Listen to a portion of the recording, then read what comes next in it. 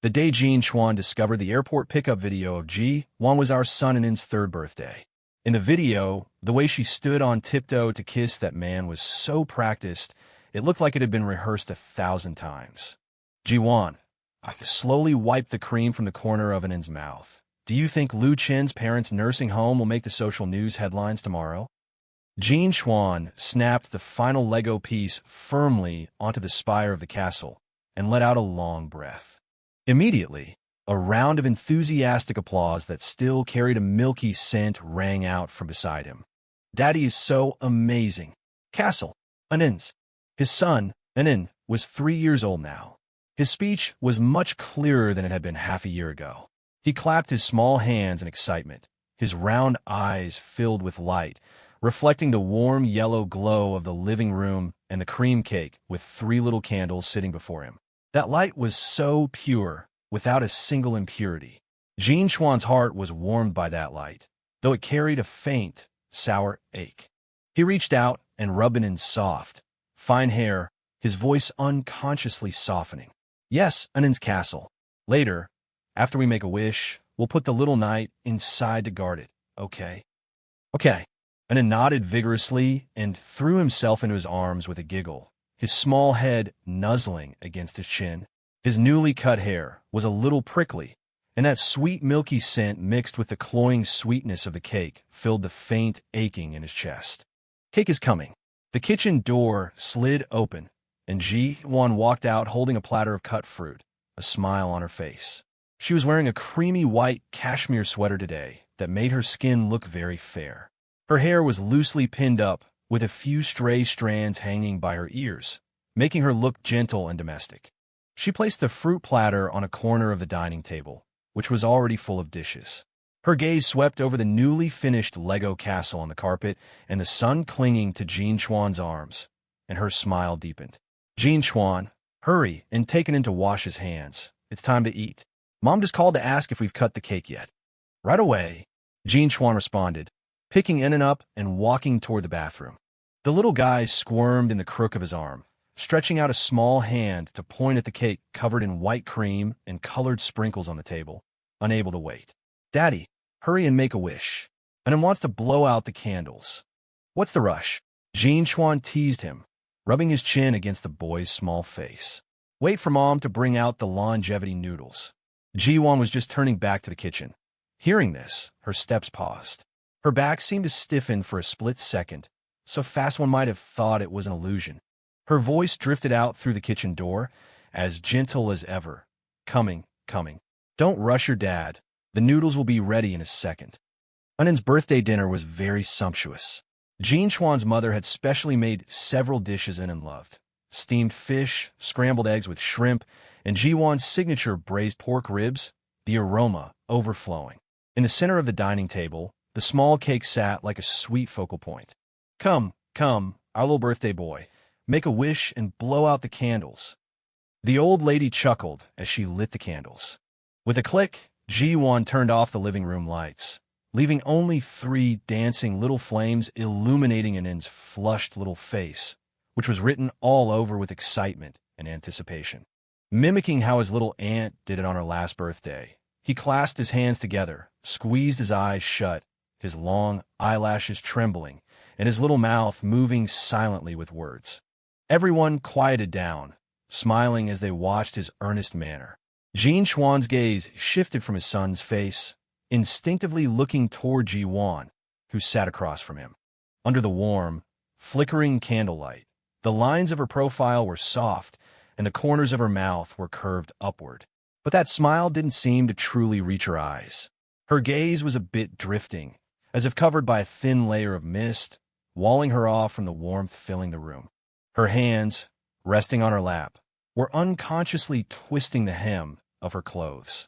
Jean Chuan's heart sank imperceptibly. This sense of trance and detachment was not appearing for the first time. In recent months, Ji Wan would occasionally zone out.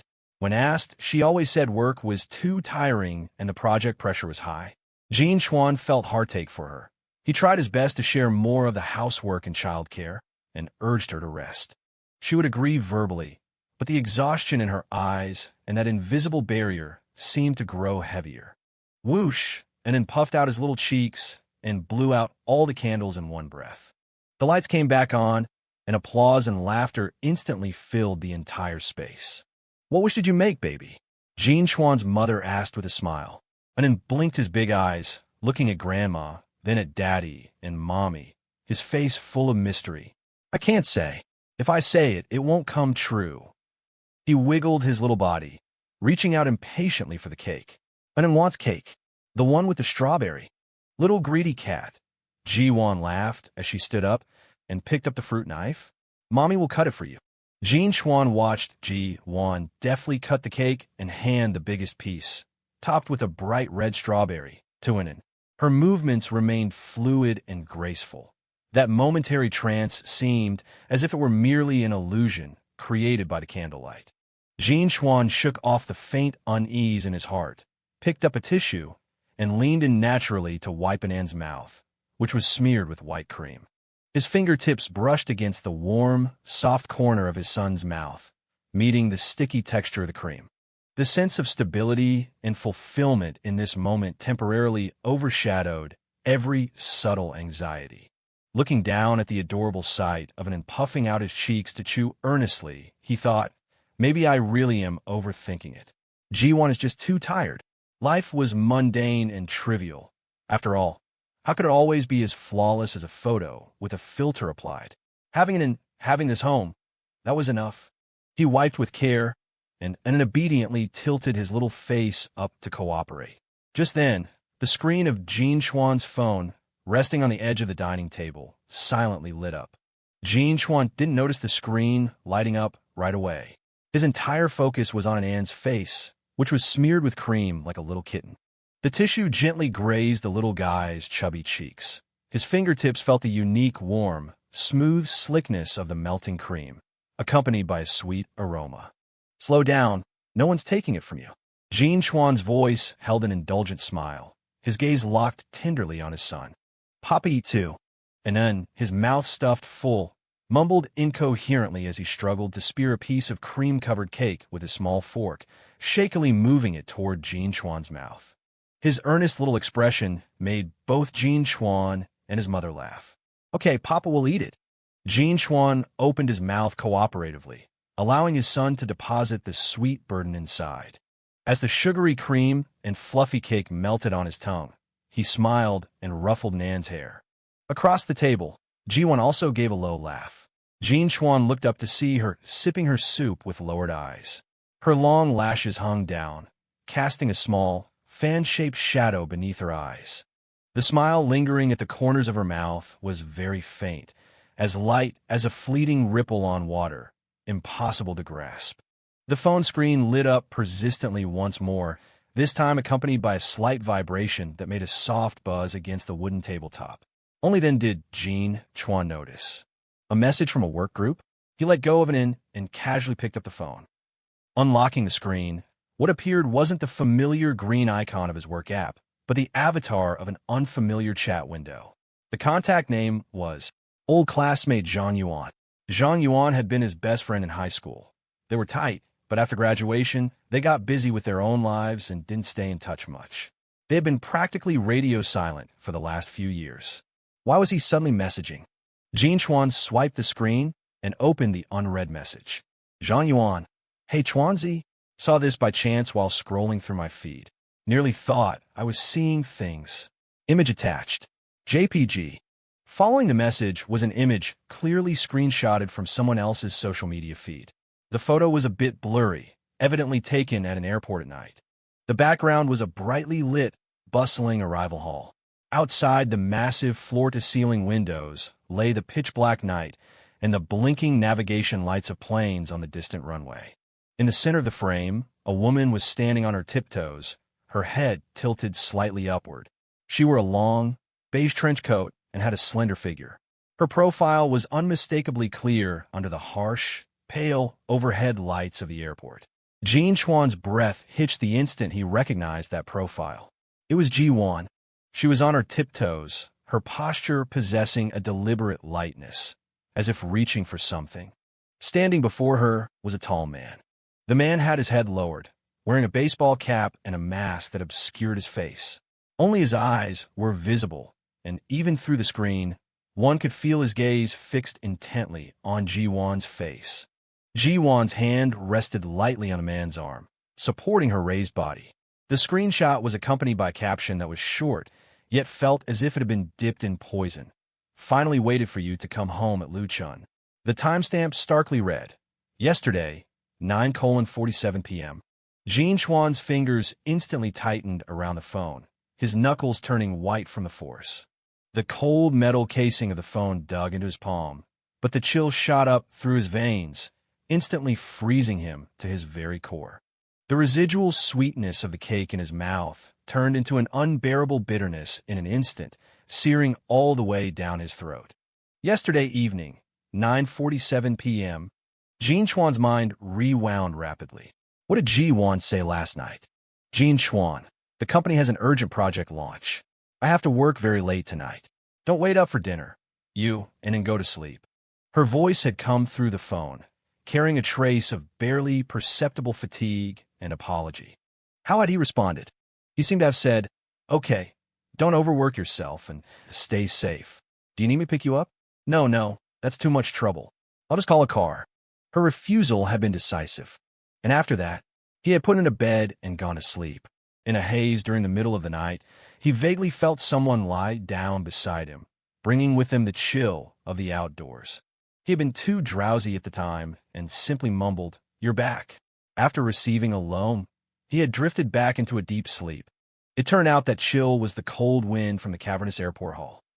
It turned out that her so-called working overtime was actually going to the airport to pick up another man and bring him home. An airport pickup, Luchun. The name was like an ice-cold needle, piercing unexpectedly deep into Jin Chuan's memories. Luchun, Ji-won's first love. The man who had occupied nearly every romantic fantasy of her student days. The man who, rumor had it, went abroad for further studies and achieved boundless success.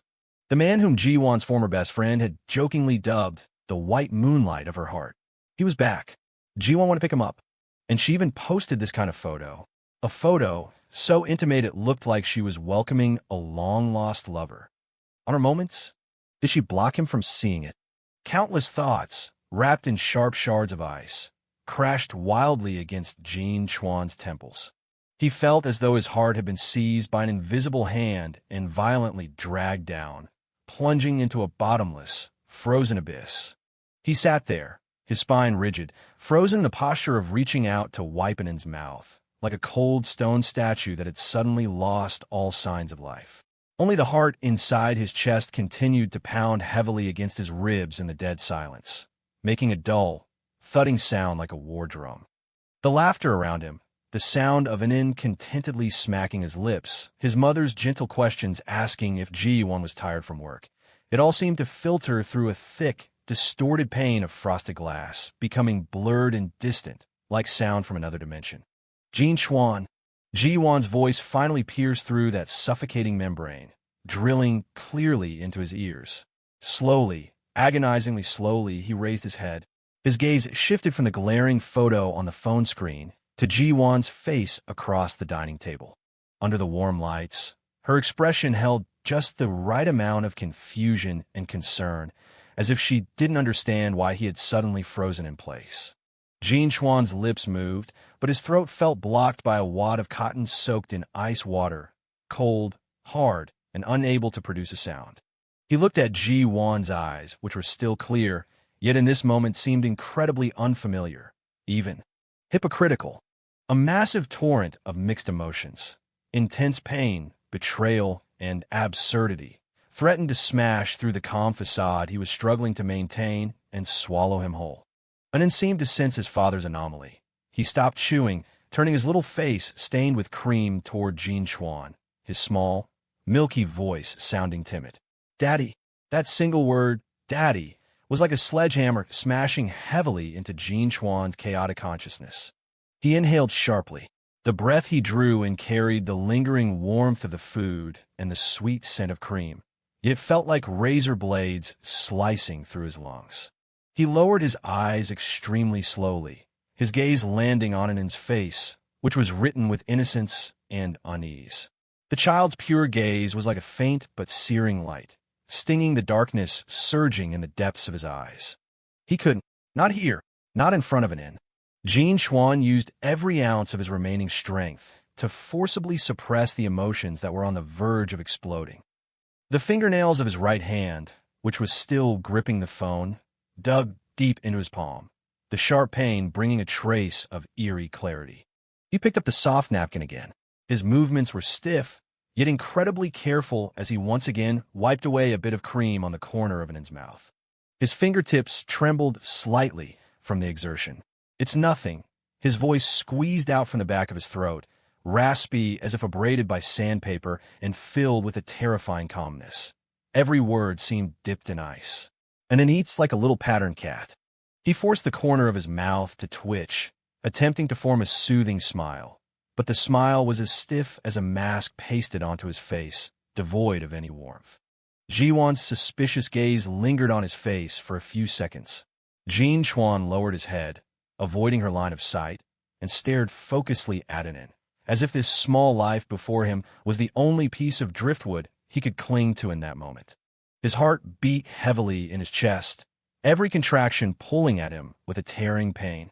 Dinner ended hastily in an atmosphere that was strange and oppressive.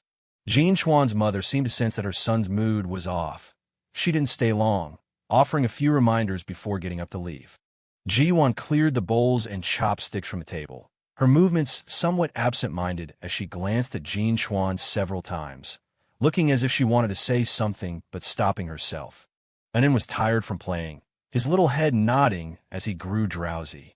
Jean Chuan carried him into the bedroom, gently changed him into his pajamas, and wiped his little face and hands clean with a warm towel. The moment the little guy's head hit the pillow, his eyelids grew too heavy to lift. His small hand still clutched one of Jean Chuan's fingers as he mumbled indistinctly, "Daddy." "Castle." "Yeah, Daddy's here." Jean Chuan sat on the edge of the bed, responding with a low, husky voice. His other hand gently patted Ann's back in a rhythmic motion until he heard the child's breathing grow steady and deep. The room was lit only by a dim bedside lamp. The warm yellow light bathed in Ann's peaceful sleeping face, yet could not dispel the cold, deathly silence permeating from Jean Chuan. He sat on the edge of the bed like a cold, lifeless statue, motionless, his eyes cast down. In his mind, that photo from the airport played on an endless loop, her tiptoes, her leaning posture, the way that man looked at her, and that stinging caption, "Finally waiting for you to come home." A single thought, carrying a devastating chill, slowly and clearly took shape in the dead silence of his heart. Luchun. Ann's even breathing sounded exceptionally clear in the quiet bedroom, spreading like tiny ripples, yet unable to calm the surging black tsunami in Jean Chuan's heart. With gentle movements, he extracted his finger from Ann's warm little hand, as if afraid of startling awake this one remaining pure world.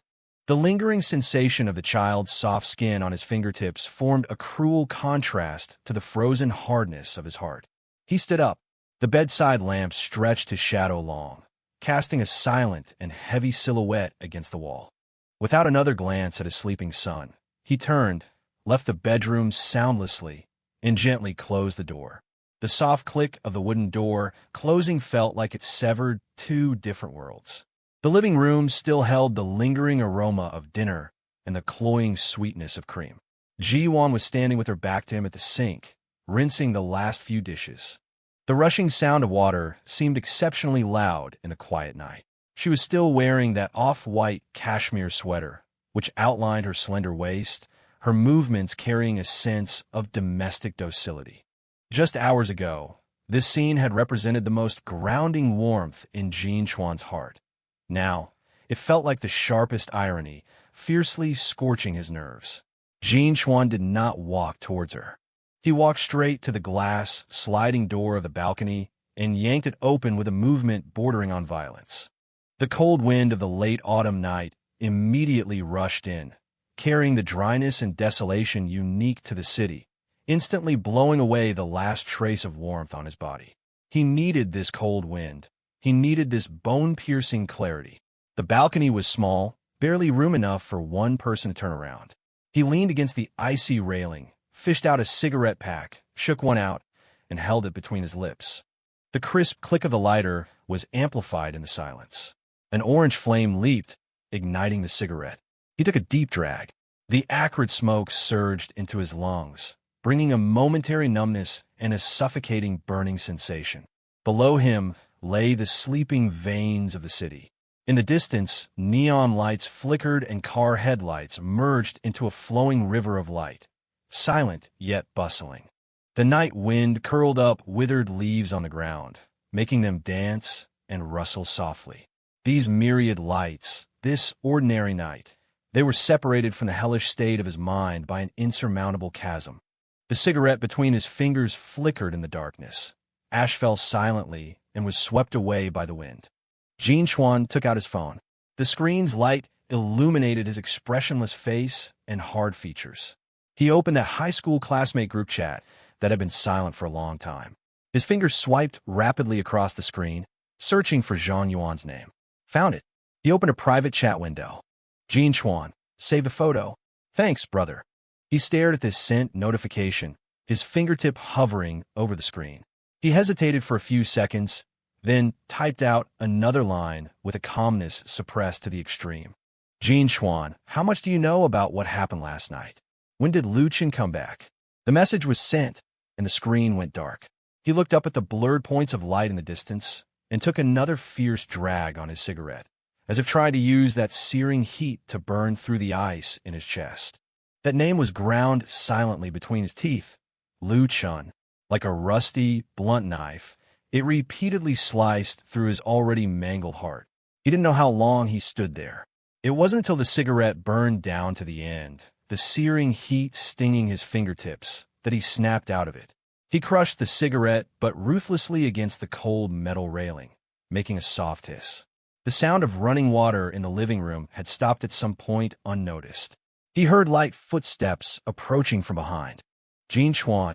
Ji Wan's voice rang out, carrying a hint of tentative probing and imperceptible tension. She stood at the balcony door, not stepping out, seemingly afraid of the cold outside and the chilling aura radiating from him. What's wrong? You seemed off during dinner. Is it trouble at the company? Jean Chuan did not look back. He remained with his back to her, gazing down at the heavy night below. His voice, somewhat scattered by the night breeze, still reached her clearly. It's nothing. 2 words, dry as gravel rubbing together. Really nothing? Ji-won took a step closer. The night breeze carried the faint scent of her body washed toward him, the milky fragrance that Anin loved most. Did you see something? There was a hint of uncertain trembling in her voice. Jean Chuan's body stiffened almost imperceptibly. He slowly turned around. Under the dim light of the balcony, his tall figure cast a heavy shadow that almost completely engulfed Ji-won standing in the doorway. His face was hidden in the shadows, his expression obscured. Only his eyes were shockingly bright in the dim light, sharp as ice-tempered blades, piercing straight at her. See what? He asked in return, his voice low and devoid of emotion, yet it inexplicably caused the surrounding air to stagnate. Ji-won felt a flush of panic under his gaze. She subconsciously avoided his eyes, her fingers unconsciously twisting the hem of her pajamas tightly. She struggled to force a smile, attempting to alleviate the suffocating atmosphere. In nothing. I was just asking. You've been standing out here for so long. Aren't you cold? Come inside quickly. Don't catch a chill. She reached out, seemingly intending to take his arm, with a cautious attempt to please. Jean Chuan's gaze fell upon her outstretched hand, pale and slender. It had held his hand countless times, embraced him, and gently stroked Anin's forehead. Yet at this moment, in his eyes, that hand was covered in invisible filth. Just as her fingertips were about to touch his sleeve, Jean Chuan abruptly turned sideways, avoiding her contact. The movement was jarringly fast, carrying undisguised revulsion. Ji-won's hand froze in midair. The smile on her face completely solidified, leaving only astonishment and a trace of stung helplessness. I'm going to have a smoke, get some air. Jean Chuan's voice sounded again, calmer than before, but also colder and harder. You're tired. Go to sleep. He turned around, looking at her no longer, and faced the cold night sky once more, leaving her with a silent, cold back that refused all communication. Ji-won stood rooted to the spot. Her outstretched hand slowly dropped, her fingertips ice cold. She looked at Jean Chuan's stiff back.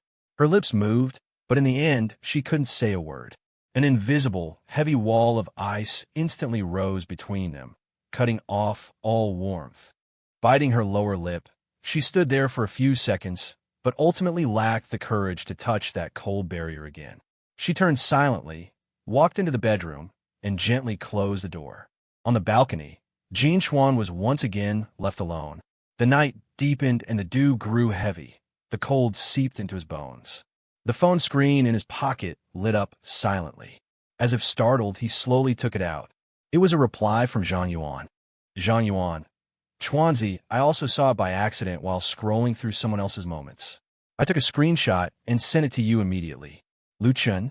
He seems to have been back in the country for a while, though I'm not sure of the exact timing. About last night, it spread a bit in the circle. Lu Chen posted that photo on his moments himself, accompanied by that sickening caption. Yvonne. Zhang Yuan's words trailed off into a string of ellipses, as if he were weighing his words. Zhang Yuan. Brother, I don't know the specifics, but you have to hold it together. The child is still young. Hold it together? Jean Chuan stared at those words, the corners of his mouth pulling into an extremely cold, bitter arc. A cold, violent impulse rushed frantically through his limbs and bones, clamoring to destroy everything in sight. He gripped the phone tightly, his knuckles making a faint clicking sound from the force. He closed his eyes, took a deep breath of the cold, smoke-tinged air, and forcibly suppressed that destructive urge. When he opened his eyes again, the surging tide of rage in their depths had settled, leaving only a bottomless, almost dead silence of cold. He unlocked his phone screen, looking no longer at Zhang Yuan's message, but opening the browser instead. The cold blue light reflected on his expressionless face. His long fingers tapped rapidly on the screen. In the search box, 4 cold, clear words popped up: Lu Chen parents. Jean Chuan stood on the balcony until late into the night. The early winter chill was like countless tiny needles drilling into his bones through his thin pajamas, yet he remained completely unaware of it. One cigarette after another burned down at his fingertips. Grayish-white cigarette butts littered the ground at his feet, tumbling in the night breeze. The hustle and bustle of the city below had long since fallen silent. Only the occasional vehicle passed in the distance, its lights slicing through the darkness before being quickly swallowed up again. The blue light of the phone screen illuminated his expressionless face. On the screen, it was no longer that glaring airport photo, nor the message from Zhang Yuan, but file after file of retrieved data from the browser, cold, objective, and devoid of any emotional color. Lu's Construction Materials Co. Look today. Legal representative. Lu Guodong, Lu Chen's father. Kangxi Nursing Home, shareholder list public notice. Lu Guodong, 30% shareholding. An old post in the livelihood section of a local forum. Kangxi Nursing Home complained against for nursing staff shortage and poor service attitude. A local news flash from a few years ago. Benevolent Heart Volunteer Association founder and local entrepreneur Lu Guodong named Charity Figure of the Year. Jean Chuan's fingers slid mechanically across the screen. Those dry words, cold numbers, and blurry images, like cold puzzle pieces, slowly pieced themselves together at the edge of the ever-expanding black hole in his heart, gradually outlining a clear target. Lu Guodong, Li Shumi, Lu Chen's mother, the nominal director of Kangxi Nursing Home. Lu Chen, and that small kingdom behind them, seemingly respectable but likely riddled with holes, Kangxi Nursing Home. A single thought, like a poisonous vine breeding in the darkness, wound madly and grew within his dead-still heart. Destroy it. He wanted every single one of them to truly feel what loss really tasted like. As the pale gray light of dawn appeared on the horizon, Jean Chuan stubbed out his last cigarette. He flexed his fingers, stiff from the cold. There was no sign of fatigue on his face from pulling an all-nighter, only an extreme clarity and calmness that comes after being frozen over. He walked into the living room without turning on the light. By the dim morning light, He walked to the door of Anin's bedroom and gently pushed it open a crack. The little guy was still fast asleep, his small face buried in the soft pillow, sleeping sweetly and steadily, completely unaware that the world outside was collapsing. Jean Chuan's gaze lingered on that small face for a full half-minute. In the frozen depths of his eyes, a microscopic ripple seemed to spread, but it quickly returned to silence. He gently closed the door and turned to walk toward the study. Over the next few days, the air in the house congealed as if turned to ice. Jean Chuan was like a program machine, picking up and dropping off Anin at kindergarten on time, cooking for him, bathing him, and reading him stories. He fulfilled his responsibilities as a father, yet his expression was like a cold mask, revealing not a single ripple of emotion. He no longer had any superfluous interaction with Ji-won. All necessary communication was brief and stiff, and he avoided making eye contact with her as much as possible. Home had become a cold cage containing nothing but responsibility and obligation. Ji-won tried to break this solid ice. While Jean Chuan was putting Anin to sleep, she would silently place a glass of hot milk at the door of the study. When he was washing up in the morning, she would squeeze the toothpaste onto his brush in advance. She even summoned the courage to sit cautiously next to him while he sat on the sofa watching financial news. Jean Chuan, she had just opened her mouth, her voice carrying an imperceptible choke. Jean Chuan's gaze remained locked on the TV screen, as if he hadn't heard her voice at all. He picked up the remote control and turned the news volume up a couple of notches. The financial anchor's clear, rapid-fire analysis instantly filled the entire space, thoroughly drowning out her unfinished call. Ji-won sat there, her body stiff, her face draining of color little by little. She looked at the cold, hard lines of Jean Chuan's profile, watching his focus as if the screen held the only thing in the world worth attention, and a massive sense of powerlessness and panic seized her. She knew he had seen that damned photograph, but she didn't know how much he knew, nor did she know what kind of terrifying storm was surging in his heart at that moment. His silence was more frightening to her than the most heated interrogation. Finally, after yet another dead-silent dinner, Jean Chuan put down his bowl and chopsticks. Instead of getting up to clean immediately as usual, he slowly raised his head, his gaze falling calmly on Ji-won's face for the first time in a long while. There was no anger in that gaze, no questioning, only a bottomless, chilling scrutiny. Ji-won felt a chill run through her heart under his look. The hand holding her chopsticks trembled slightly, almost losing its grip. This Saturday, Jean Chuan spoke, his voice as flat as a line without undulation, betraying no emotion. Auntie Lee is hosting a housewarming banquet at Fuminlu, 6 o'clock in the evening. They asked me to pass on the message. You must be there. Auntie Lee was one of Jean Chuan's mother's old sisters.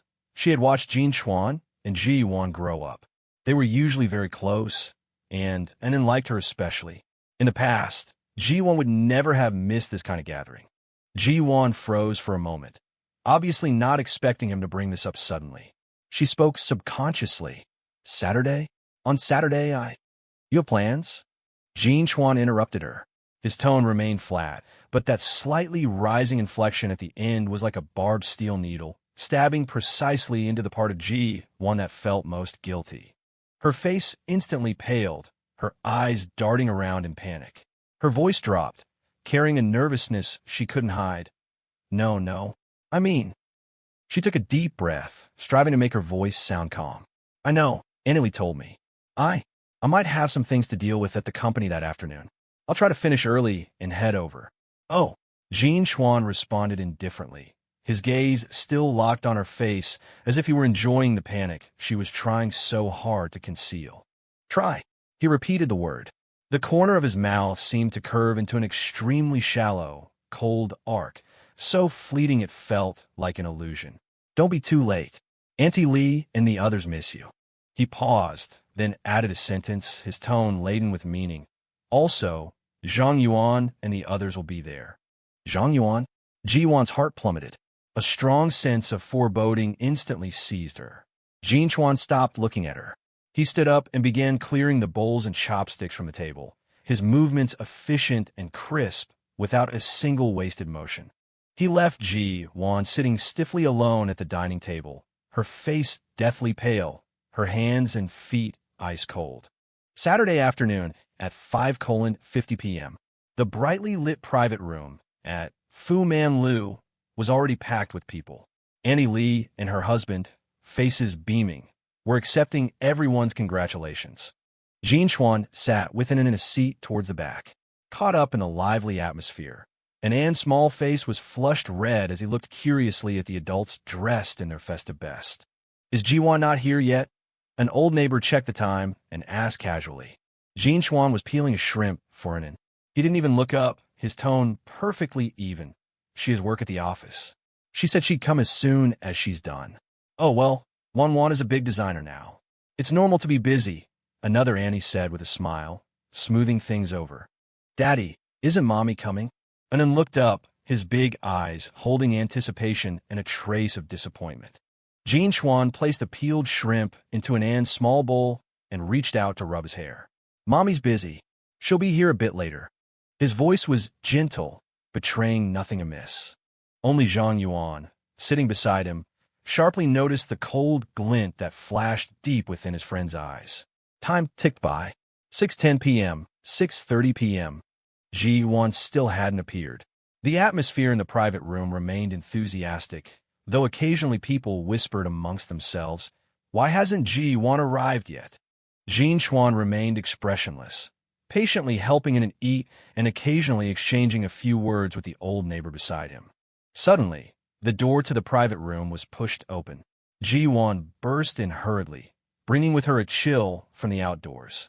She had evidently been in a rush. Her cheeks were slightly flushed, she was breathing hard, and her forehead was beaded with fine sweat. She forced an apologetic smile onto her face, scanning the crowd quickly until she spotted Jean Chuan and Anand, then walked over briskly. "I'm sorry. I'm so sorry, everyone. I'm late. Something came up at the office at the last minute. I really couldn't get away." Her voice was a bit hurried as she apologized repeatedly to Andy, Lee, and her husband at the main table. It's okay, as long as you're here. Come sit down, we were just waiting for you." Auntie Lee beckoned with a smile. Ji Yuan breathed a sigh of relief and pulled out the chair next to Jean Chuan. As she sat, her hand seemed to unintentionally reach for Jean Chuan's hand under the table, seeking a bit of reassurance. But before she could make contact, Jean Chuan's hand lifted extremely naturally to pick up the teapot on the table and refill the empty cup in front of it with warm water. The movement was fluid, seamlessly evading her touch. Ji Yuan's hand froze in midair, her fingertips curling slightly before she slowly withdrew them. The smile on her face faltered. She picked up the cup on the table and took a sip of water to mask her embarrassment. Wan, working overtime like this must be tough." Zhang Yuan's voice, carrying a lazy amusement, sounded from across the table. He swirled the wine in his glass, his eyes holding the look of someone watching a show. "But we all know about your dedication.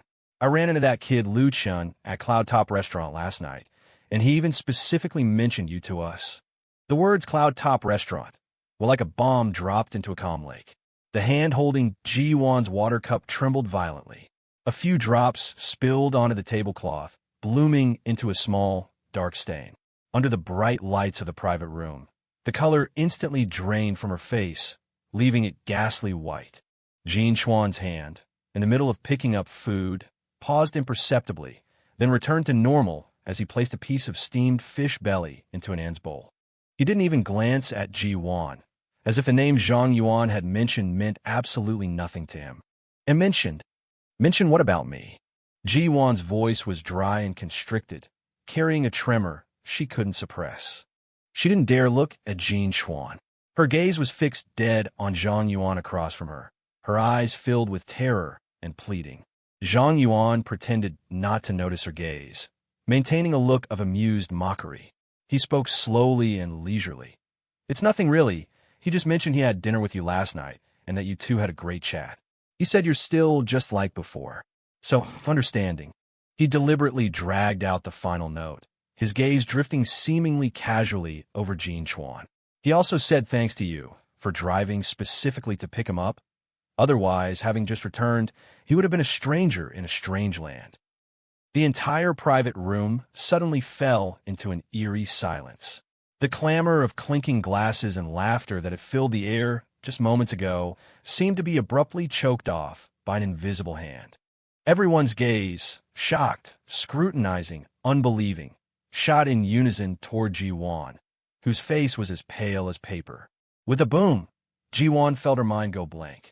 All the blood in her body rushed to her face, only to drain away in an instant, leaving a bone-piercing chill. She felt her hands and feet lose all sensation. She could only sit stiffly, like a prisoner awaiting judgment. She could even clearly hear the sound of her own teeth chattering.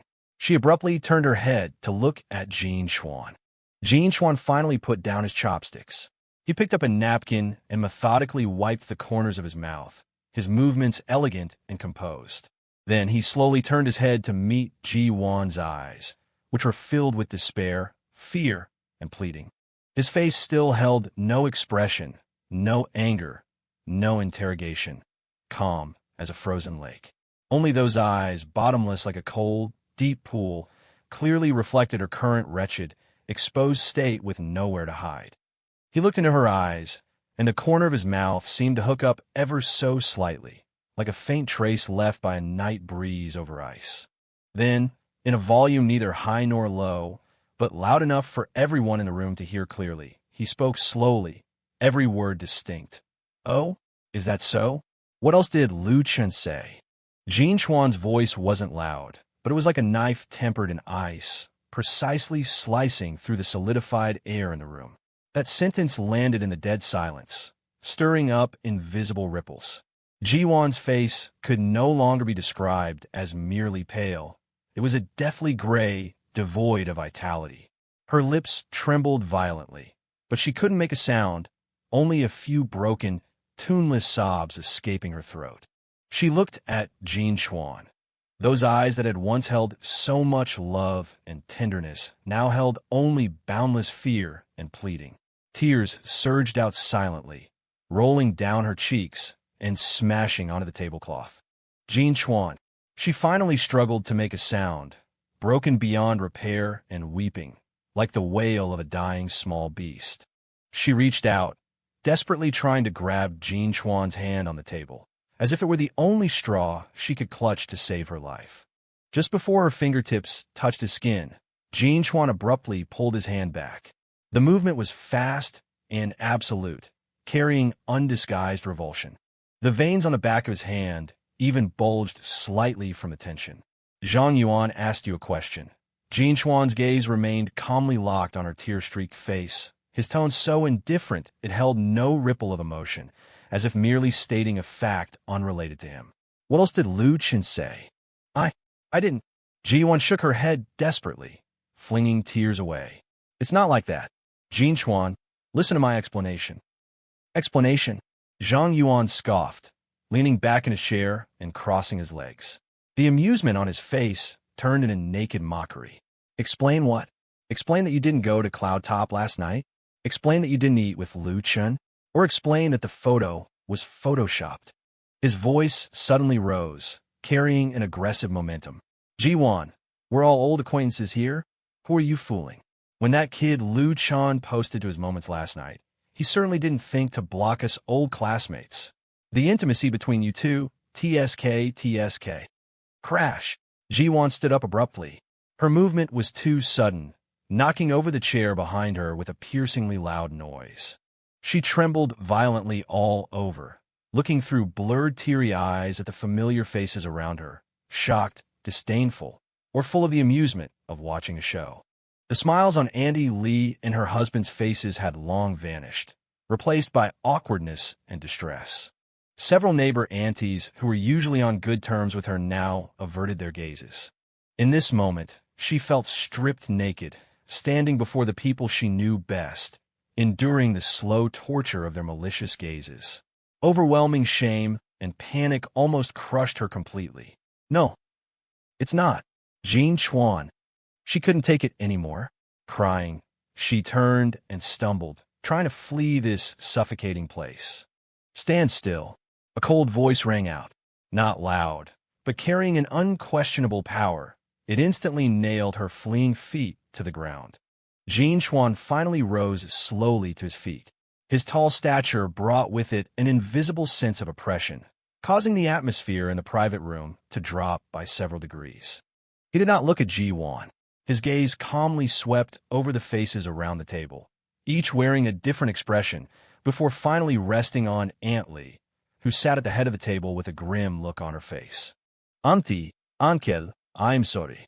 His voice remained steady, even carrying a hint of deliberate apology. Something sudden has come up at home. Anin and I need to leave first. He lowered his head and gently patted Anin, who was looking up at him with a confused little face. His voice softened instantly, a stark contrast to his earlier iciness. Anin, time to go home with Daddy. Say goodbye to Grandma Lee. Anin didn't understand what was happening, but he obediently waved his little hand at Aunt Lee in the main seat, saying in a milky, childish voice, "Goodbye, Grandma Lee." The cake was yummy. Aunt Lee looked at the child's innocent face, then at Ji Wan, who looked ashen and on the verge of collapse, and finally at Jean Chuan, whose face was calm but who radiated a chilling aura. Her lips moved slightly, but in the end, she only let out a long sigh and waved her hand weakly. "Go on. The child is what matters."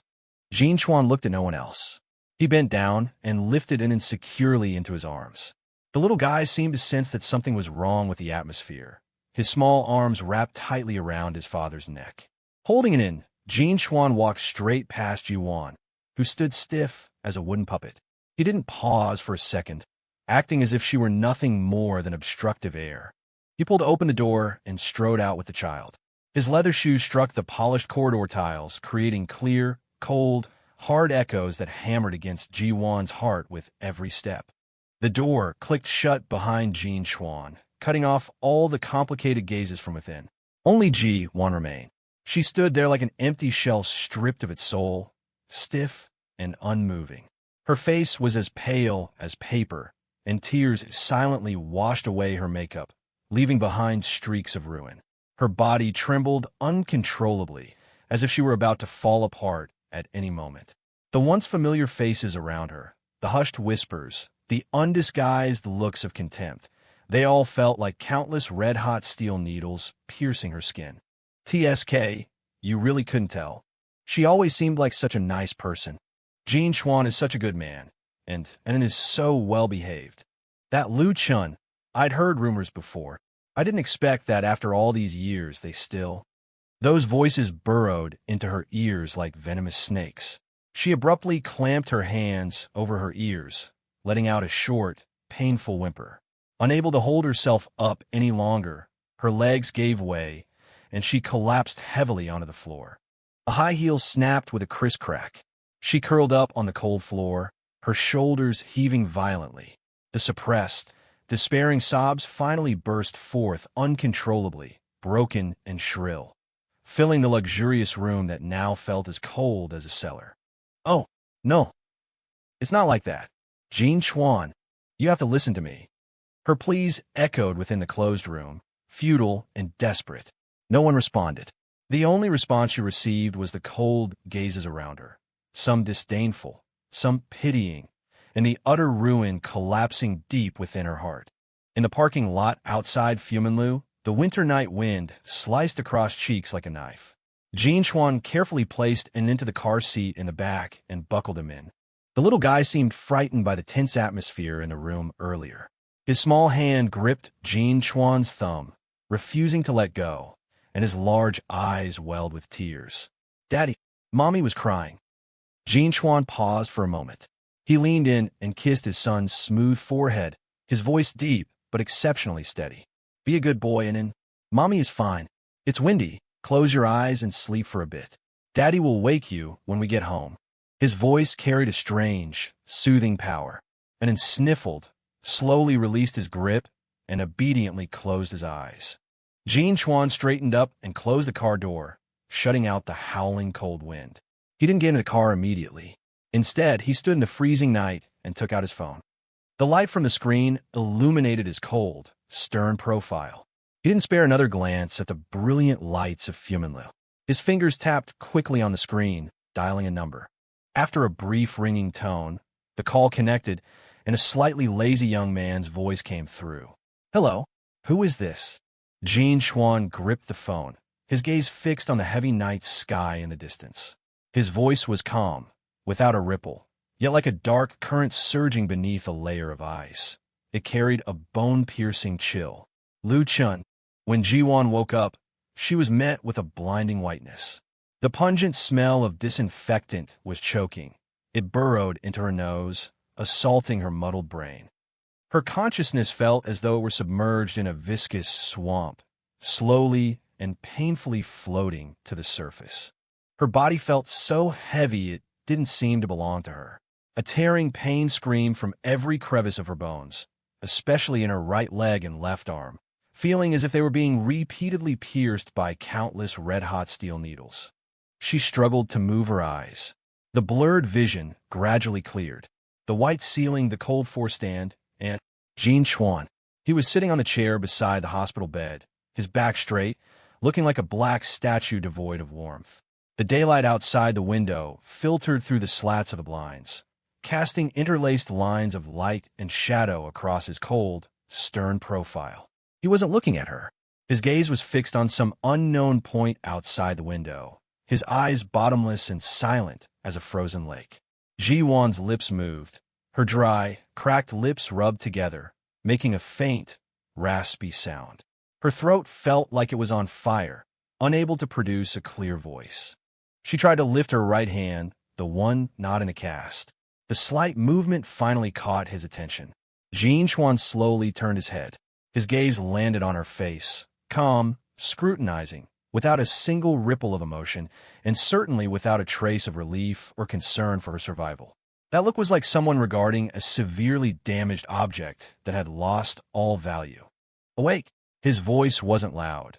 It was as flat as a straight line, devoid of any emotional fluctuation. He stood up, the shadow cast by his tall figure instantly engulfing her. Ji-won's heart constricted violently, suffocated by that shadow and his icy stare. The agonizing pain before she passed out, the rolling darkness, the screeching of brakes, and the sound of the collision. It all flooded back like a tide. She remembered that final moment. She saw the out-of-control van rushing toward Jean Chuan and in on the roadside, and she had used all her strength to lunge over and push them away. "Jean!" And then she struggled to squeeze a few broken syllables from her throat, looking desperately at Jean Chuan, her eyes filled with fear and pleading. "Where is Inin? Where is her Inin? Was he hurt?" Jean Chuan seemed to see right through her thoughts. The corners of his mouth dipped very slightly, an imperceptible arc laced with sarcasm. "Inin is fine." His voice remained icy. "Just frightened." He paused, his gaze sweeping over her right leg, which was encased in a heavy cast and suspended high in the air, her bandage-wrapped left arm, and the blood-seeping gauze on her forehead. His tone was as bland as if he were reading a weather report. Comminuted fracture of the right tibia and fibula, fracture of the left ulna, 2 broken ribs, and a mild concussion. "You won't die." Those 3 words, "you won't die," were like 3 blocks of ice smashing ruthlessly into Ji-won's heart. No relief, no lingering fear, only a cold statement of fact. It was as if her life or death was entirely irrelevant to him. Her act of risking her life to push them away was, in his eyes, perhaps merely futile, or even laughable. An immense despair and chill instantly seized her. Tears surged uncontrollably from her eyes, rolling hot down her cheeks and soaking the pillow beneath her head. She looked at Jean Chuan, her lips trembling violently as she tried to explain, tried to beg. "Jean Chuan. The car. I wanted to save you and Inin. Really? I didn't know." "Didn't know what?" Jean Chuan interrupted her, leaning slightly forward so his shadow covered her even more heavily. He looked down at her tear-blurred face, his gaze sharp as a knife. He lowered his voice, lacing it with a chill tempered in ice, enunciating every word clearly. "Didn't know that the van with the failed brakes belonged to the construction material company owned by Lu Chen's father? Didn't know the driver had just drunk half a bottle of baijiu in a rage over the nursing home incident? Or didn't know that when you lunged over, you actually only accelerated the accident?" Yvonne's pupils shrank to pinpoints. She looked at Jean Schwann's face, now close at hand and bone-chillingly cold, in disbelief. Lu Chen's parents. Her voice shook uncontrollably. Sheer terror made it almost impossible for her to breathe. The nursing home incident. She had seen the news too. It was shocking. Those tragic scenes. Could it be? Jean Schwann straightened up, no longer looking at her face, which had instantly turned ashen and dead, as if one more glance would be repulsive. He walked to the window, turning his back to her to look at the gloomy sky outside. His voice resumed that flat calm. It was even more chilling than before. I will pay for the medical bills and the caretaker. This is your reward for saving an inn. He deliberately emphasized the word saving, dripping with heavy sarcasm. I've requested a long leave of absence for you from your company. As for Lu Chun, he paused, not looking back. He was just invited to assist in the investigation regarding the nursing home accident. I assume he won't have time to visit you. He took out his phone, seemingly checking a message, the screen's light reflecting on his cold, hard profile.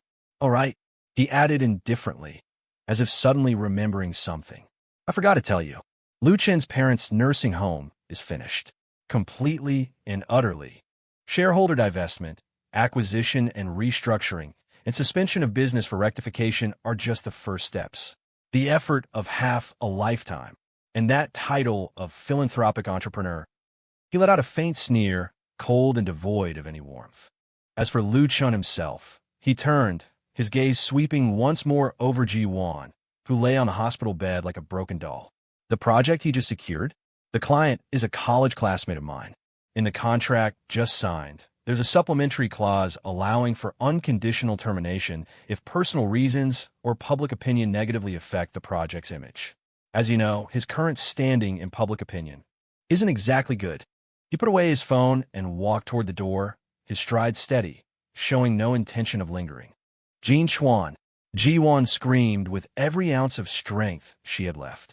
Her broken voice echoed through the room, a wail filled with despair. Jean Schwann, listen to me.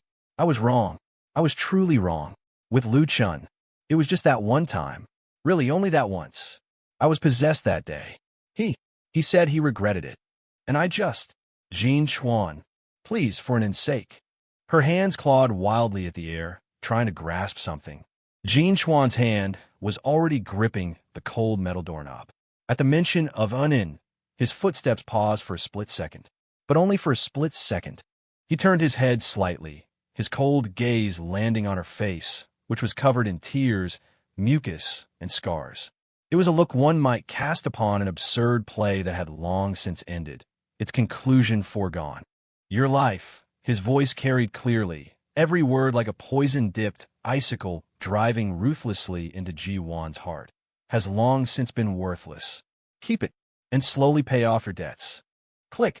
The door closed gently, shutting out his cold figure and the light of the outside world.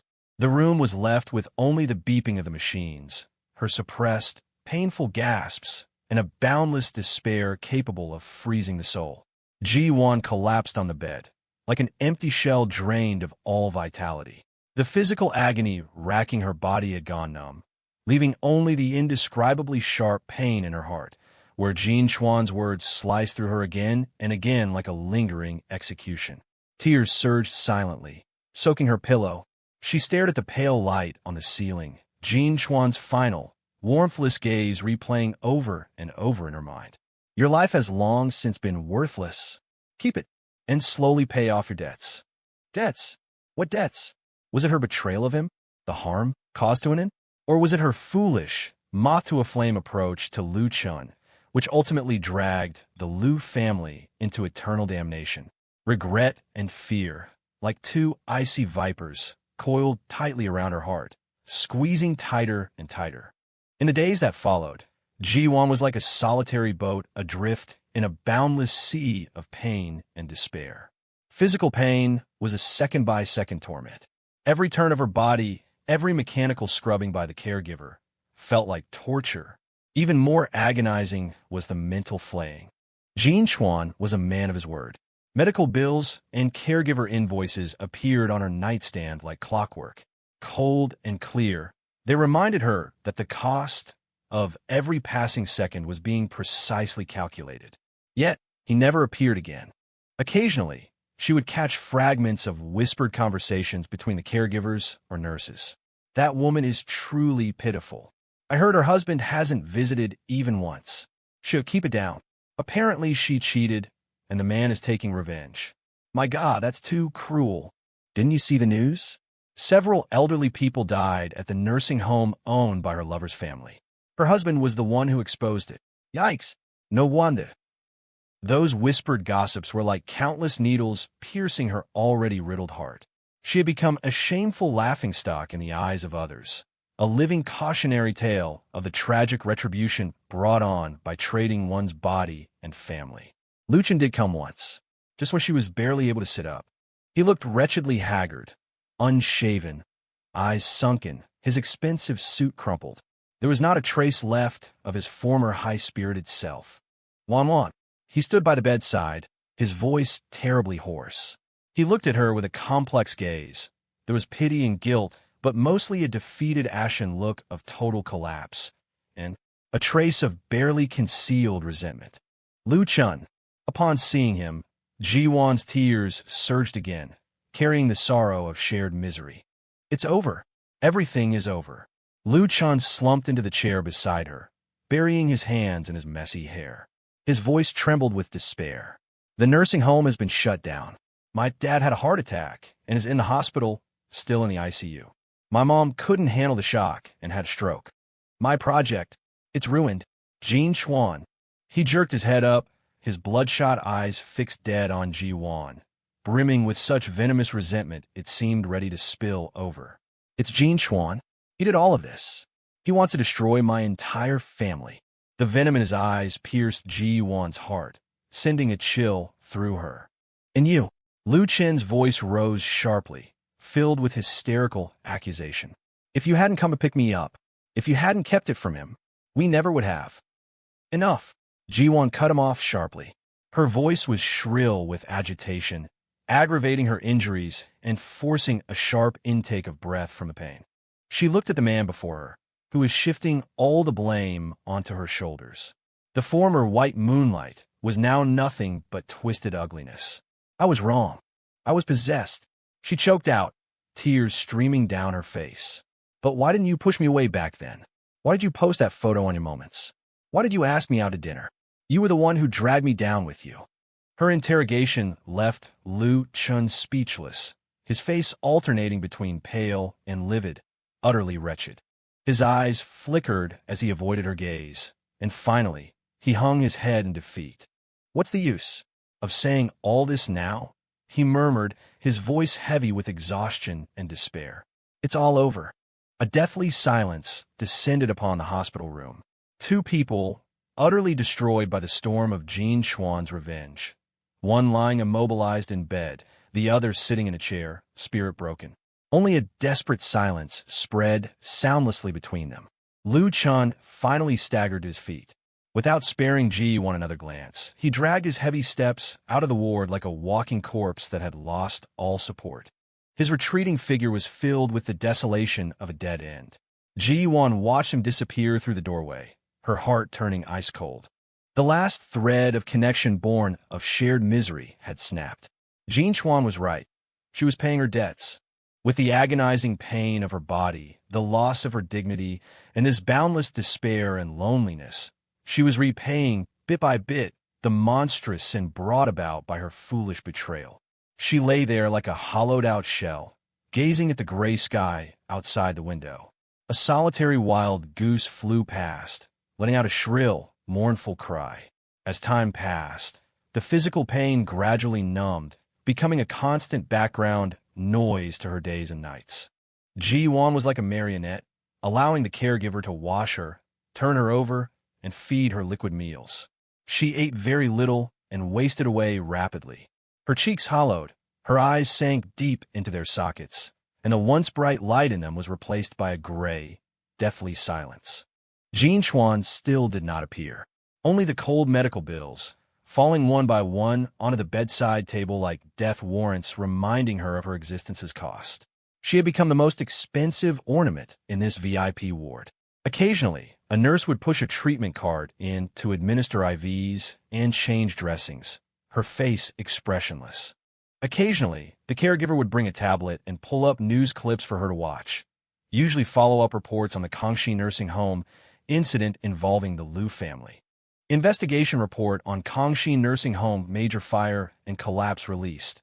Chaotic management, fire safety failures, and substandard construction cited as main causes. Former legal representative Liu Guodong formally arrested on suspicion of causing a major liability accident and bribery. Shareholder Li Shumi, Liu Chen's mother, after suffering a stroke, surrounded by victims' families demanding repayment, readmitted to hospital due to emotional distress. Liu's Construction Materials Co. declares bankruptcy and liquidation due to broken capital chain and negative public opinion. Liu Chun suspected of involvement in illicit project approvals and asset transfer, banned from exiting the country pending further investigation. Each news item was like a heavy hammer, smashing ruthlessly into Ji Wan's already numb heart. The image on the screen of Liu Guodong's aged, defeated face as he was led to the police car, the wretched sight of Li Shumi lying in her hospital bed with dull eyes, and the profile of Liu Chun captured by the camera, looking 10 years older in an instant, his gaze empty and despairing, were all seared into her vision. The caregiver would read the comments beneath the news in a tone bordering on apathy. Karma. These black-hearted capitalists should rot in prison. I heard that guy named Liu hooked up with someone else's wife. Serve him right. The whole family is rotten to the core. These emotionally charged words were like poison-tipped needles, piercing densely into Ji Wan's ears. She knew the caregiver was arranged by Jean Chuan. These news reports, these comments, he was making her watch them all. He was using the cruelest method possible to make her witness, with her own eyes, how her white moonlight plummeted step by step into the abyss. He wanted her to understand that the flame she had flown toward like a moth was actually a bottomless black hole, leading only to a destructive end. Every time she finished watching the news, Ji Wan felt as though she had undergone torture. She bit her lip until she tasted blood, barely managing to stifle the scream of a breakdown rising in her throat. Huge guilt, remorse, fear, and a crushing sense of despair washed over her, crumbling like an icy tide, day after day. She began to suffer from sleeplessness that lasted whole nights. Even after being injected with sedatives, she would often start awake from nightmares. In her dreams, there were sometimes Jean Chuan's bone-chilling eyes, sometimes Annen's terrified, weeping little face, sometimes Liu Chen's twisted, venomous expression, or the firelight of the collapsing nursing home and the desperate cries of the elderly. The hospital room became her purgatory. The mental torment was far more crushing than her physical pain. That afternoon, after the caregiver had given her a sponge bath as usual and packed up to leave, there was a knock on the ward door. It was one of Jean Chuan's assistants, a man named Zhao. He was a young man impeccably dressed in a suit, with a meticulous expression. Ms. Ji. Assistant Zhao nodded slightly, his tone polite yet distant, skipping any unnecessary pleasantries. He placed 2 documents on the bedside table, just out of Ji Wan's reach, but positioned perfectly so she could read the titles from the bed. Divorce Agreement Draft. Clarification on Annen's custody and visitation rights. Yvonne's breathing instantly hitched. Her eyes flew open, staring fixedly at the headers of the 2 documents. Her body began to tremble uncontrollably, causing her suspended right leg to sway and triggering a burst of excruciating pain. Mr. Jean instructed me to deliver these documents for your review. Assistant Zhao's voice was flat and unwavering. Regarding the division of property and debts, Mr. Jin's position is that you have no right to a share of the marital assets. Your personal savings and stocks will be used to cover all your current and future expenses for treatment, rehabilitation, and caregiving. For any shortfall, Mr. Jean will advance the funds, but you will be required to sign a debt acknowledgement. As for Annen's custody, he paused, looking calmly at Ji Wan's instantly ashen face. Mr. Jean holds the absolute advantage. Furthermore, considering your current condition and how your past behavior could potentially impact the child negatively, your visitation rights with Annen will be strictly restricted. Specific terms are detailed in the draft. He was like a precision machine, stating cruel facts without a shred of emotion. Mr. Jean hopes you will sign as soon as your physical condition allows. If you have objections to the terms, you may hire a lawyer. However, he reminds you, Zhao's tone grew slightly heavier, that all legal fees will be borne by you personally, and this may affect the final outcome regarding the negotiation of visitation rights for Anan. He bowed slightly. The documents are here. Please rest well, Ms. G. With that, without sparing another glance at Ji Wan, who lay on the bed trembling as if struck by lightning, he turned and briskly left the room. The door clicked shut softly. No. A heart-rending, utterly broken wail finally erupted from the depths of Ji Wan's throat. She was like a fish thrown onto the shore, struggling futilely, twisting her immobilized body as tears burst forth like a broken dam. Don't. You can't. My child. Divorce. Losing it in. That was the last shred of hope she had left. It was the only glimmer of light she could cling to in this boundless hell to keep on living. Jean Chuan wanted to snatch it away completely. He didn't just want her body broken and her spirit collapsed. He wanted to sever her final connection as a mother. Immense panic and despair gripped her heart like a giant invisible hand, almost squeezing it to the bursting point. She stared at the two snow-white documents on the nightstand, as if looking at her own death sentence. Jean Chuan, how cruel you are. When Jean Chuan walked into the ward, he brought with him the chill of late autumn. He took off his well-tailored black cashmere coat and casually draped it over the back of a chair, revealing a fitting dark gray turtleneck sweater underneath. He looked in good spirits, appearing even more steady and sharp than in Ji Wan's memories. Yet beneath that composure lay an icy coldness that kept everyone at a distance. Ji Wan's gaze was glued to him, like a drowning person looking at the only piece of driftwood she could grasp, yet she shivered from the chill radiating from that very wood. Her lips trembled, dry and peeling. Days without food or water, combined with insomnia, had left her emaciated, her eyes sunken, a living skeleton. Signed. Jean Chuan's gaze swept over the two documents still lying on the bedside table. His tone as flat as if he were asking about the weather. Jean Chuan. Ji Wan's voice was terribly hoarse, filled with sobs and desperate pleading. I beg you, please don't take him away. He is my life. I know I was wrong. I deserve to die. You can do whatever you want of me. Break my legs. Let me be paralyzed in bed forever. Let me go to prison. Anything. I just beg you, don't let him grow up without a mother. I beg you. Tears gushed out frantically, streaming down her gaunt cheeks. Jean Chuan took a few steps forward and stopped just a pace away from the hospital bed. He showed no sign of emotion, his eyes calmly scrutinizing her tear-stained, abjectly begging face. Mom, he repeated the word, the corners of his mouth curling into an arc of extreme frigidity. You aren't worthy of those two words. A mother who would abandon her own child's birthday for an old lover? A mother who, after her lies were exposed, thought only of her own reputation while pushing her child into the center of the storm? His voice was not loud, yet every word was like a knife, carving precisely into Ji Wan's most painful spots. Anin is doing very well. Jean Chuan's tone softened for a fleeting moment. When he mentioned their son, a trace of almost imperceptible warmth flitted across the depths of his eyes. He has adapted to the new environment at kindergarten and made a few good friends.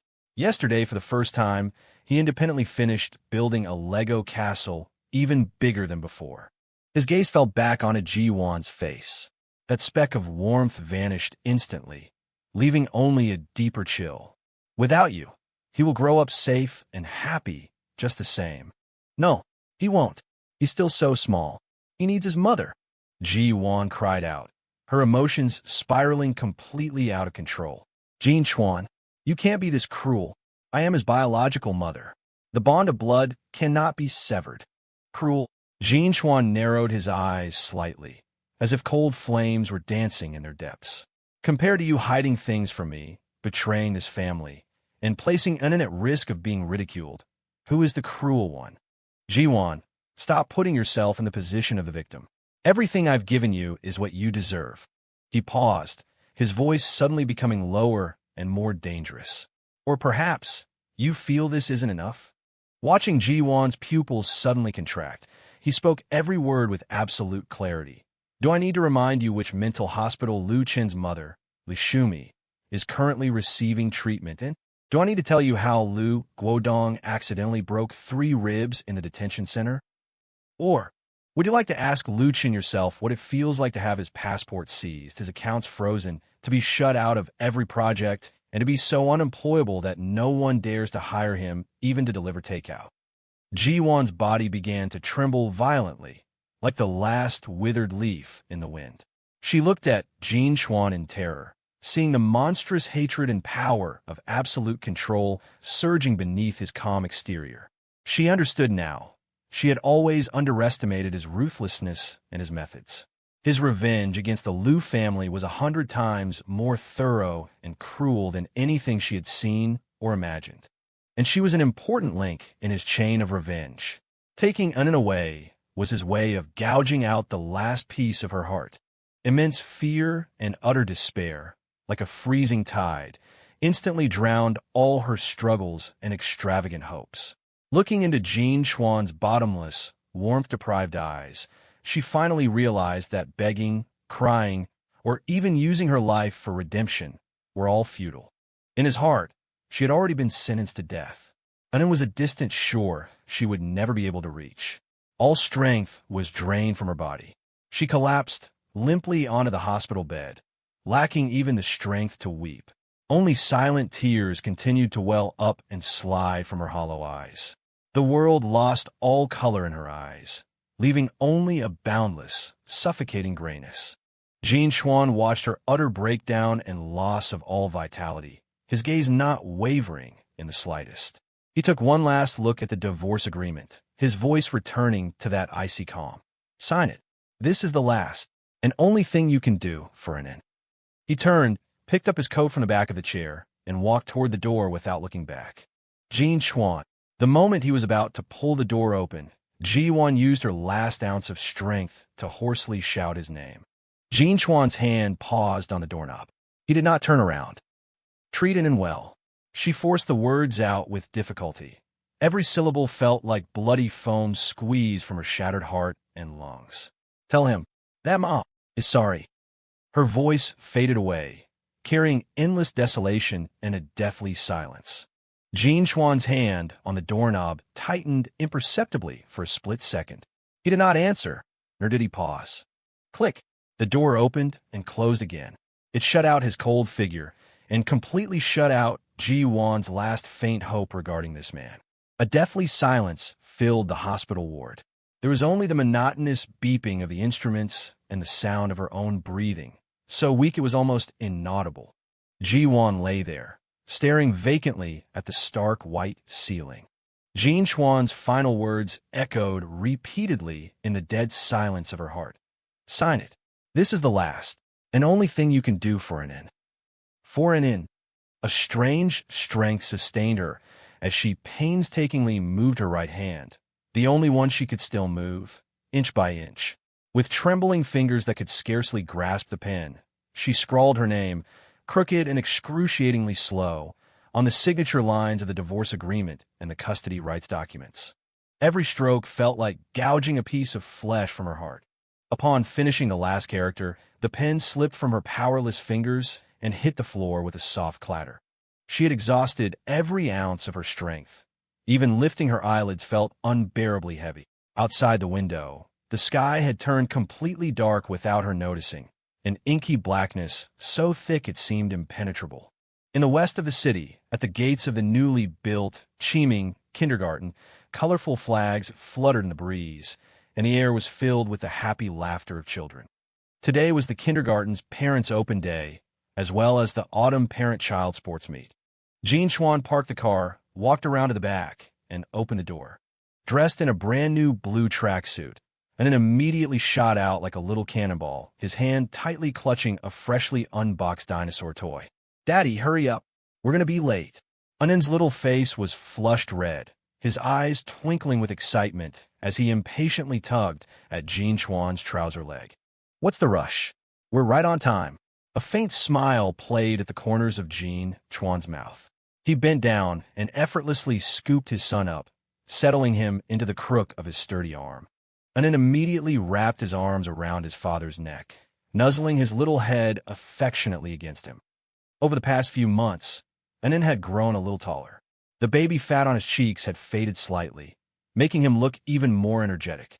The small shadow that had once loomed over him due to past trauma had long since vanished, thanks to Jean Chuan's patient companionship and his adaptation to the new life at kindergarten. In this moment, he was just a child filled with anticipation for the lively events to come. Jean Chuan held his son and walked steadily toward the kindergarten gate. He wore a well-fitted dark casual jacket, his posture tall and upright. His brow carried the steadiness and composure of someone who had weathered a storm, while a quiet strength settled deep within his eyes. The madness and cold hostility of the past seemed to have been sealed away by time, or perhaps transformed into a firm cornerstone for protecting his son and building their new life. Jean Yenin's dad, the teacher greeting them at the door, smiled broadly as she called out. Her gaze swept over the lively and adorable Inen in Jean Chuan's arms, her eyes full of affection. Inen looks so sharp today. Hello, Teacher Zhang. Inen greeted loudly, his little face blooming into a smile. Thank you for your trouble. Jean Chuan nodded slightly and set Inen down. The little guy immediately dashed off like a frolicking puppy, knowing the way perfectly as he ran toward his class line. He didn't forget to turn back and wave at Jean Chuan. Daddy, come on. Jean Chuan watched his son blend in with his little friends, chattering away about his dinosaur toy. The faint smile on Jean Chuan's face deepened slightly. The sunlight fell upon his shoulders, warm and comforting. Just then, a gentle female voice came from beside him. Mr. Jean, please sign in over here. Jean Chuan turned his head. It was the kindergarten's new assistant director, surnamed Sue, a woman who appeared to be in her early 30s with a gentle yet capable demeanor. She smiled and handed him the sign-in sheet and a pen. Thank you. Jean Chuan took the pen and quickly signed his name. His handwriting was steady and powerful. Anin has made great progress lately. Assistant Sue chatted naturally as she took back the form, her tone sincere. He's much more outgoing and very sensible. The clay house he made in craft class last time. He treasured it so much, saying it was a gift for his daddy. Jean Chuan unconsciously looked toward Anin, who was excitedly gesturing to a friend nearby. His gaze softened. As long as he likes it here, that's what matters. He paused, then looked at Assistant Sue. Thank you to the teachers for all your hard work. It's our job, Assistant Sue smiled. Anin is a good boy. By the way, for the three-legged race, later, you'll be partnering with Anin, right? The children are all really looking forward to playing with their parents. Yes, Jean Chuan agreed without hesitation. The kindergarten playground was decorated in colorful hues. Parents and children formed teams, participating in various fun events. The area for the three-legged race was soon crowded with people. Daddy, tie the rope tighter. Anin proactively pressed his short little leg against Jean Chuan's, looking up with an expression of utmost seriousness. Okay. Jean Chuan squatted down and carefully tied the strap, making it secure but not tight enough to hurt his son. Ready? Anin nodded vigorously, his small hand gripping Jean Chuan's large hand tightly. His face flushed red with a mix of nerves and excitement. On your marks, go. The teacher's whistle blew. Jean Chuan immediately coordinated his pace, guiding Anin as they stepped forward in perfect rhythm. Anin tried his best to keep up with his father's pace, his short little legs moving as fast as they could. Though he stumbled slightly, his face was lit up with pure, hearty laughter. Go, Daddy. Go, Anin. Nearby, other children and parents cheered them on. The father and son moved in perfect sync, their steps becoming steadier and their speed increasing. Although they didn't take first place, they successfully crossed the finish line. Yay, we made it. Anin jumped up in delight, completely forgetting that his leg was still tied to his father's, and nearly fell over. Jean Chuan, reacting quickly, steadied him and scooped him up into his arms. Anin wrapped his arms around his father's neck, his eyes curved into crescent moons as he smiled, his little face radiating pure joy and pride. Daddy is awesome. Anin is awesome too. Jean Chuan looked at his son's brilliant smile, feeling the warmth and reliance transmitted from that tiny body. A sense of satisfaction, unprecedented and substantial, filled his chest. The storms of the past, the bitter hatred, and the cold revenge. In this moment, they were all replaced by the tangible warmth and peace in his arms, settling into the bedrock beneath his feet. Holding it in, he walked to the rest area on the sidelines, unscrewed the thermos, poured out some warm milk, and handed it to him. "Have a drink," and then gulped it down, leaving a ring of white foam around his mouth, looking just like a little kitten that had stolen some milk. He smacked his lips in satisfaction and looked at Jean Chuan with sparkling eyes. "Daddy, can we make a new gate for the castle this afternoon? Using those golden Legos from last time." "Okay." Jean Chuan took a tissue and wiped the milk mustache from his lips, his voice low and gentle. "What kind of gate do you want to make?" "A really big one, arched, with little lions on top." Anin gestured excitedly. "All right, we'll do it as soon as we get home." The sunlight was perfect, spilling over the father and son and outlining their figures in a warm and solid silhouette. The laughter on the playground and Anin's chirping chatter served as the most vivid soundtrack for their new life. Jean Chuan tilted his head back slightly. The late autumn sky was clear and lofty. The madness and darkness, the betrayal and revenge, the pain and despair, all seemed distant now, left behind in the ruins of another time and space. He lowered his head to meet Anin's eyes, which were crystal clear and filled with trust and joy.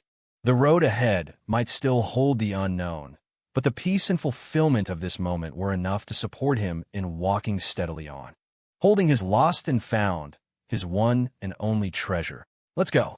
Daddy will take you to get your prize." Jean Chuan stood up with Anin in his arms and walked steadily toward the podium, stepping into a sun-drenched future that belonged to the two of them.